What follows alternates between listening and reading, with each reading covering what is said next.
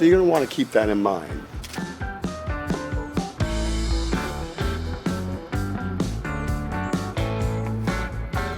Hello everyone, welcome back to the channel.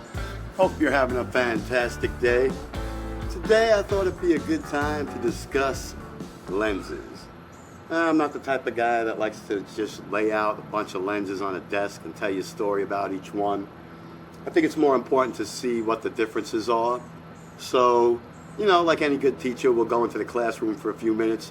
We will discuss what's going on. Then I'm going to come back right out here and keep going. I think I'm going to use this particular flower right here. I've been hunting around the garden for a while, and I did want to use my cherry blossom tree, but unfortunately those flowers are, you know, on their way out. And this one is brand new and on its way in. So get your camera or get your soda, have a seat, or find a flower, and we'll get together. We're going to discuss some lenses, we'll show you some tricks, take some pictures. You know what it is, time for another photo quest.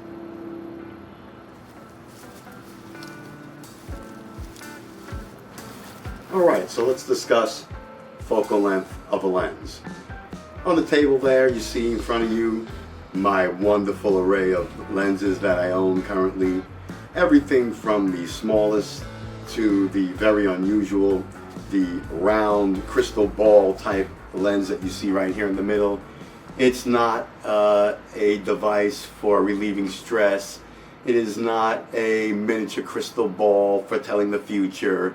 It is actually what they call a 360 refracting lens, and you're going to see in a few minutes how it is both used as a prop, because in photography we use many props to help highlight or accent or accentuate the pictures we're taking, but it actually also is a lens that is beautiful when used correctly, which, you know, still working at that, and very interesting. Can really help you get some amazing skills in Photoshop and Lightroom, because the images that you take in this round lens come out upside down. So you either have to flip them or use that in your process of thinking before you take the picture. But I'm getting off track. You know, I get into the lenses so much that I get carried away. You gotta reel me in sometimes. Anyway, let's go to what the focal length is. The focal length is expressed in millimeters. So like you see, this is a 50 millimeter lens. This one that's a kit lens is a combination lens. This is what they call a prime lens. It has one length and one length only. It's 50 millimeters. We see in 35 millimeter. So this is a little bit more refined, more narrow than our actual own vision, but only by a very little bit. Then the lens that's on the camera is actually a 35 to 80 millimeter lens.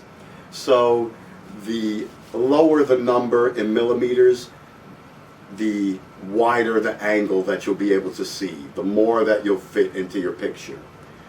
The higher the number, the more that angle starts coming back in, and the larger the object in your picture becomes. So this particular lens is one of my favorites. This was a great deal. This lens is a Sigma lens. This lens is 80 to 150.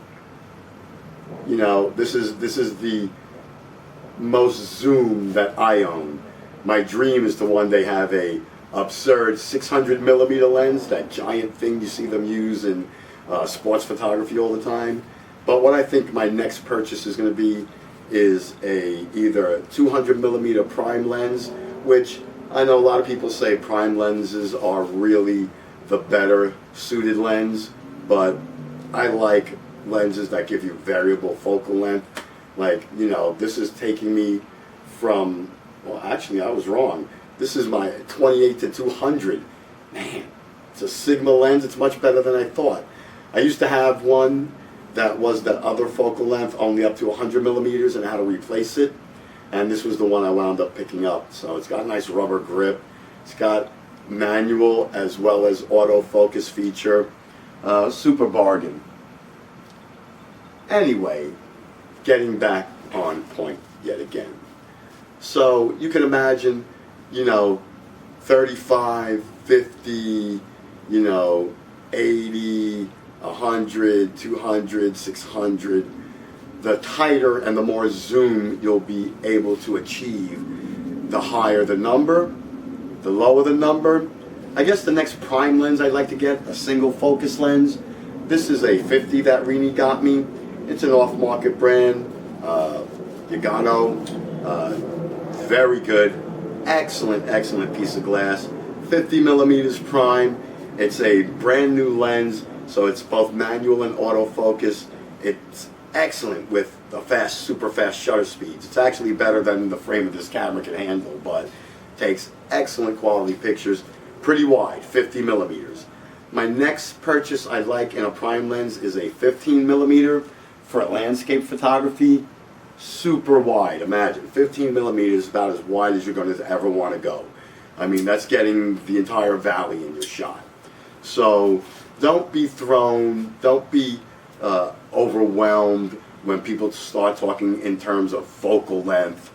They're talking millimeters. They're talking how much light, how much aperture, how much view, how much object aspect area you'll be able to capture. The lower the number, the more your arms are open. The higher the number, the closer your arms are coming together. And it's that simple. You know, here on this channel we like to break it down. Focal length, yes, you should definitely know that term. Focal length expression. Focal lengths are expressed in millimeters, which are the glass, your lenses. Nothing more than that. Focal length referring to the light, millimeter referring to the amount of area. That simple. So let's get out there. Let's take a few pictures. I'm going to use a variety of different focal lengths. Won't be using the big boy today, 200. I'm going to keep it between the 50, the 85, and the reverse, so you can just see how that works, all right? So let's check that out.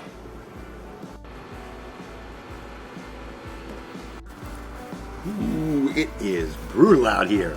Springtime, full on summer in Florida. We skip right past spring. See, most of the flowers are withering.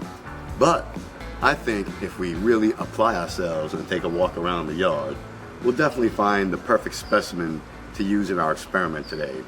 So what we want to do is we want to find a single object that we can photograph in many different focal lengths, and then of course use the refracting lens, the crystal ball. Yeah, I remember I use the crystal ball lens is what I usually call it.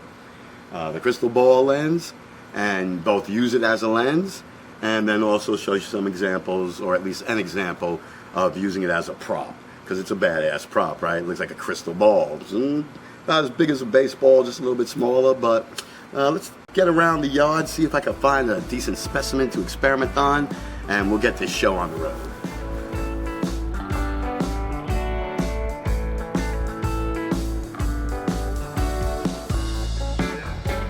All right, I think I found our victim. Pretty happy with this specimen. It's a beautiful, beautiful flower. One of the advantages of using a flower when you're using the refracting lens is that it is the same shape all around, so you don't need to flip it in your picture. Now, if I was using that to take a picture of, say, any of the objects in the garden, it would appear inside the lens upside down. So doing it this way just makes it much easier for me today in the post-production side, where I won't have to flip it over. But keep in mind, if it was an object, anything solid, anything, even a picture, it would appear upside down inside the glass. And when I use the glass as a lens, the object would appear upside down inside the lens and would appear upside down in your photo. So it's a bit tricky to work with. So you're going to want to keep that in mind, that if you decide to use a lens like that, that your subject will be upside down.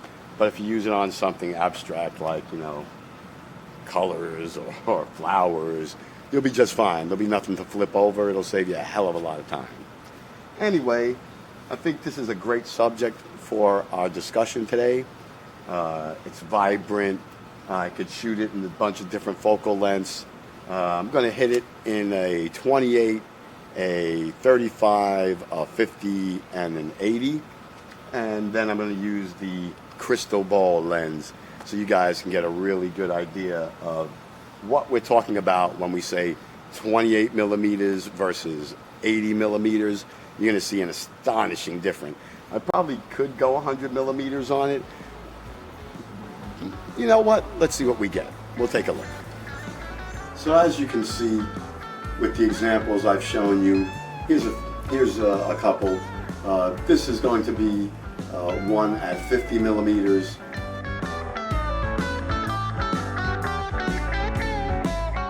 Same object at 85 millimeters.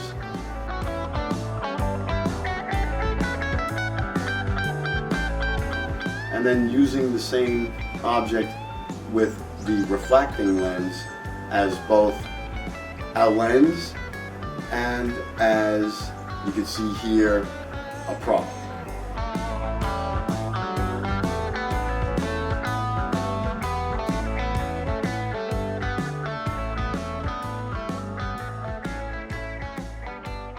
Cool, huh? Yeah, it looks nice as a prop, and it's, as you can see, it takes excellent pictures as a lens. It just takes a lot. To get that one good shot, I don't even want to tell you how many pictures it took. It's embarrassing. But I hope you were able to understand a little bit more about focal length and the expression of it being millimeters in the size of the glass that you use. As always, the most important thing here is, what did you think? What was your comment? Do you have a better concept of focal length? Do the different size millimeters make more sense to you now? Or are you still just as lost as I am most of the time? You know, don't think because I sit here and talk about it, I actually know a lot about it. You know, we're learning together. That's part of the adventure. That's part of the journey, right? That we share some time, we figure some things out. You know, I tell you, you tell me. It's a give and take, man. It can't be a one-sided story. But, you know what I want? Some thumbs up, a whole bunch of comments so I can get the motors turning and think. I know y'all getting crazy. Hang in there. This thing is just coming to a head around the corner and almost over. Soon I'll be able to get out myself. I can't tell you. It was challenging. It's challenging getting photo quests done here around the house. You know, got to keep coming up with ideas. You know, I don't believe in showing you what's in my bag. And I didn't just want to talk about lenses and show you lens A, B, and C. You know, I have to actually do something with it so you have a better idea of what's going on. But we're surviving. Cabin fever, don't let it get to you. As always, y'all know how we do it. Comment, like, subscribe. Love ya. See y'all in the next one. And if anybody would like to donate a 600 millimeter lens to the cause, you know, more than happy, not insulted, we'll be gladly to take it off your hands. That's 600 millimeter. Tight, far away. Don't know what I'm going to do with it, but lens of my dreams.